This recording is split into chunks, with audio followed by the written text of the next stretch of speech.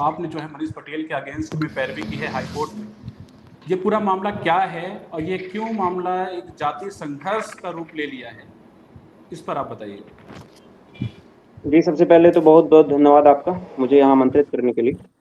देखिए, मनीष पटेल जी एक अच्छे कलाकार हैं और यूट्यूब में और सोशल मीडिया पे वो वीडियो बनाते हैं।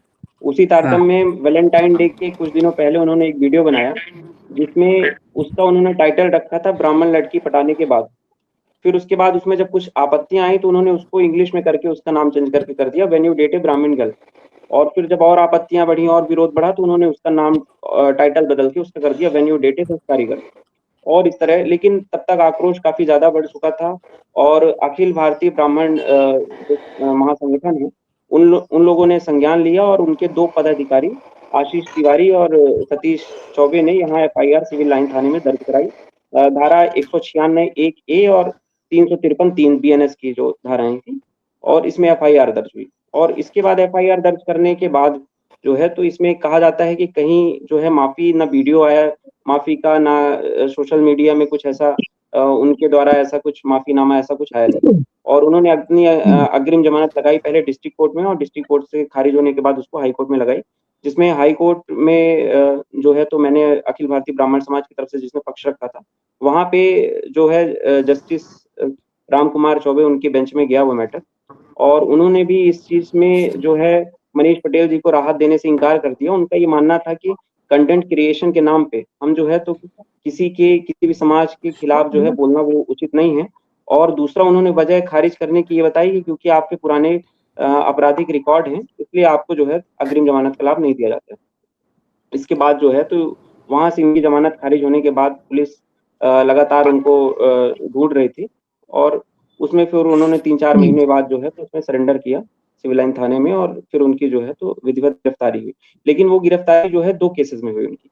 ये सबसे पहले मैं स्पष्ट कर देना चाहूंगा कि उनके जो पुराने आपराधिक रिकॉर्ड थे, 5 उनके आपराधिक रिकॉर्ड हैं, 392 लूट और चोरी के विभिन्न धाराओं में 2016-17 के रिकॉर्ड हैं, बहुत पुराने हैं। लेकिन तब वो बेल पर थे उन आपराधिक रिकॉर्डों पर।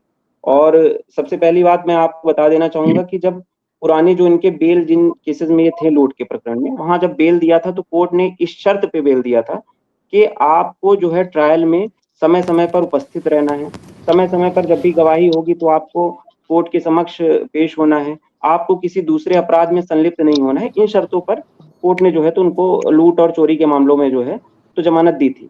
लेकिन पिछले 3 सालों से वो जो है ट्रायल में सहयोग नहीं कर रहे थे, वहां जा नहीं रहे थे। गवाही के लिए जब केस लगा था तब वो वहां अपीयर नहीं हुए, जिसके कारण माननीय न्यायालय ने, जिला न्यायालय ने उनकी जो लूट वाले प्रकरण थी उसमें उनकी जमानत रद्द करके उनके खिलाफ स्थायी वारंट जारी कर दिया, यानी आपकी जो बेल जो है उसको कैंसिल कर दिया, जो 2016-17 का जो लूट का ये प्रकरण। मैं आलोक जी सिर्फ आपसे ये जानना चाहता हूँ, ये वारंट जो था, ये वारंट पहले का था या फिर जब ये कथित टिप्पणी वाला मामला आया उसके बाद का था? ये वारंट जो है 1.5 साल पहले का था, और ये जो टिप्पणी वाला मामला है ये तो जनवरी का है। ये तो इसके जनवरी का पहले मामला है। स्थायी वारंट, हाँ इसके पहले स्थायी वारंट 1.5 साल पहले, यानी आप ये मानिए कि मनीष पटेल की गिरफ्तारी पिछले 1.5 साल पहले हो जानी चाहिए थी इस केस में।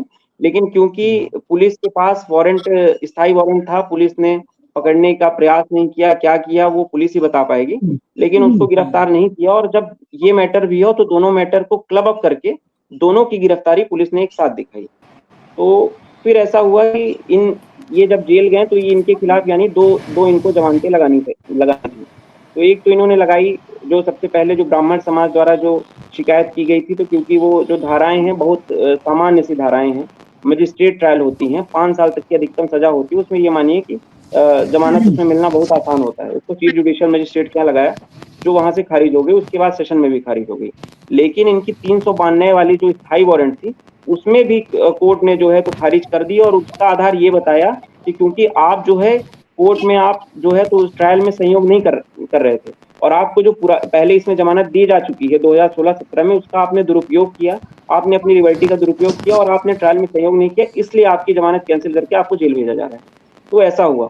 तो उनका जो सारी चीजें आप ये मानिए कि उनकी गिरफ्तारी जो 1.5 साल पहले होनी थी, बस वो इसके साथ क्लब अप होके हो गई, और ये पूरा ऐसा मामला है। तो अब उनकी दोनों यहाँ से जमानतें खारिज हो चुकी हैं, और अब उनके लिए जो रास्ता है वो सिर्फ और सिर्फ हाई कोर्ट से राहत मिलने का उनके लिए बस आशा है। हो सकता है अगर मनीष पटेल ये वीडियो अग्रिम जमानत लगाने के पहले अगर माफी मांग लेते, कोई अगर ऐसा वीडियो बना देते, लेकिन ऐसा कोई वीडियो या फिर ऐसा कोई पोस्ट नहीं है। अब सोशल मीडिया में मेरे सामने तो ऐसा कुछ आया नहीं कि जिसमें उन्होंने माफी मांगी हो। अगर ऐसा मांग ली होते, आज जो समाज उनके साथ खड़ा है, एक चीज कलाकार की बात हुई तो आशुतोष जी, कलाकार जो है समाज से बनता है, लेकिन अगर आप जो है माफी नहीं मांग रहे हो, आप कुछ दिन बाद आप एक और वीडियो डाल रहे हो जिसमें आप पैसा उड़ाते हुए ये कह रहे हो कि मैं समाज ममाज को कुछ नहीं मानता हूँ।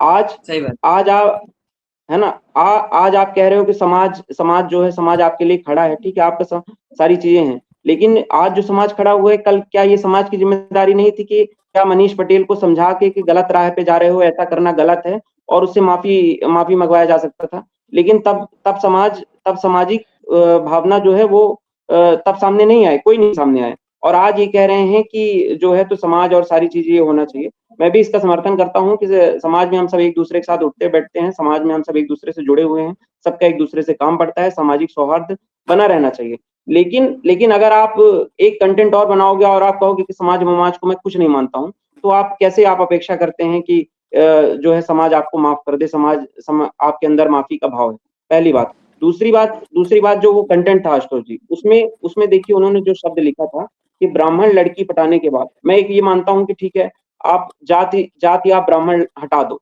फिर भी वो शब्द क्या बचता है ब्राह्मण हटाने के बाद, लड़की पटाने के बाद। तो सिर्फ ये एक जो है जाति के खिलाफ नहीं है, ये एक पूरे महिला वर्ग के खिलाफ भी आपका है।